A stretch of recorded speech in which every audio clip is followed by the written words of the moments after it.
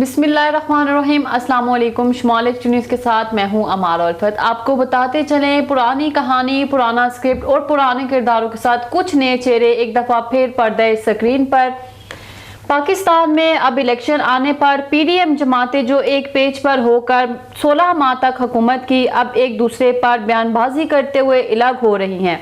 Peoples party, नून league फिर एक दूसरे की मुखालफत में जलसे करेंगे और अवाम को बेवकूफ़ बनाकर वोट के लिए मिन्नतें करेंगे। मौलाना को भी अब इन पार्टियों में अहब नजर आने लगे।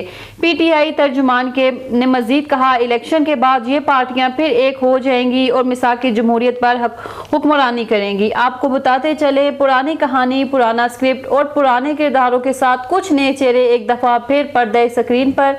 पाकिस्तान में अब इलेक्शन आने पर पीडीएम जमातें जो एक पेज पर होकर 16 माह तक हुकूमत की, अब एक दूसरे पर बयानबाजी करते हुए अलग हो रही हैं। Peoples party,